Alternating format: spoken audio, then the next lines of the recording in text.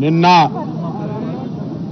మహంకాళి ఉజ్జయిని లష్కర్ బోనాల సందర్భంగా లక్షలాది మంది తమ బోనాన్ని శాఖను సమర్పించి అమ్మవారి ఆశీర్వచనం అందరిపై చల్లని చూపుతారని కుటుంబ సమేతంగా వచ్చి ప్రార్థనలు చేసుకున్నారు.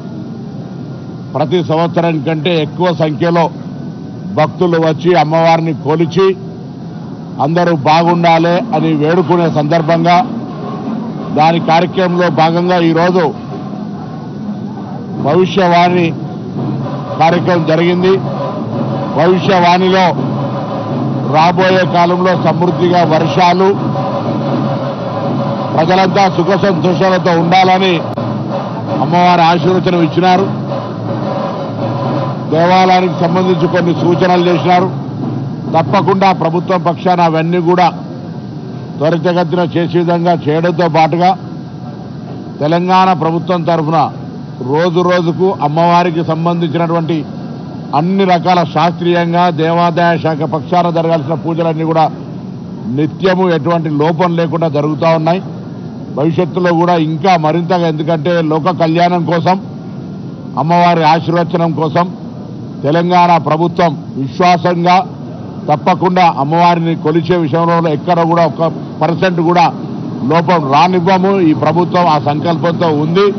ప్రజల సంక్షేమంలో విశ్వాసం ప్రకారంగా 1815లో ఏర్పడినటువంటి ఈ యొక్క అమ్మవారి దేవాలయానికి సంబంధించిన అన్ని రకాల ఏర్పాట్లను చేస్తామనేటువంటి మాట సందర్భంగా, అందుకే ఆషాఢ మాస బోనాలు హైదరాబాద్, తెలంగాణ దేశవ్యాప్తంగా ఒక చారిత్రాత్మకంగా సాంప్రదాయ పద్ధతిలో జరిగే ఈ బోనాలకు ఏర్పాట్లన్నీ కూడా ప్రభుత్వ పక్షాన చేసినాం. ప్రజలందరూ కూడా సహకరిస్తూ ఉన్నారు అమ్మవారి దర్శనం పొందడానికి. కాబట్టి ఎక్కడ ఎటువంటి సమస్య లేకుండా ఆ అమ్మవారి ఆశీర్వచనంతోనే జరుగుతూ ఉన్నాయి ఇవన్నీ. కాబట్టి ఆ అమ్మవారి ఆశీర్వచనం అందరి మీద ఉండాలని మరొకసారి ఈ సందర్భంగా భవిష్యవాణిలో భక్తులందరి పక్షాన, ప్రభుత్వం పక్షాన ప్రార్థిస్తూ ఉన్నాం.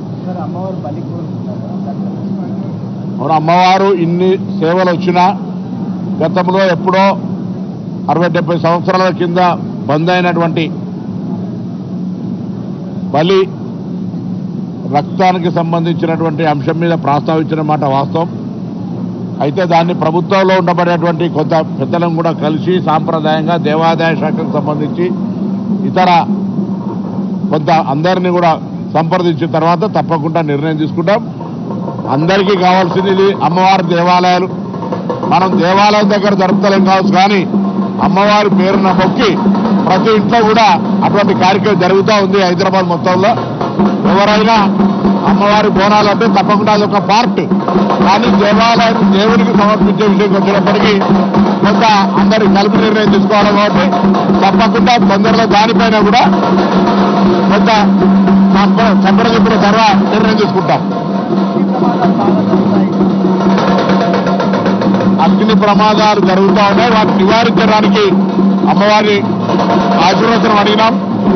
మన తెలంగాణకి కాదు, దేశం మొత్తం మీద అగ్ని ప్రమాదాలు, విమాన ప్రమాదాలు, అకాల మరణాలు జరుగుతూ ఉన్నాయి. కాబట్టి అటువంటి జరగకుండా ఉండే విధంగా బలాన్ని ఆశీర్వచనం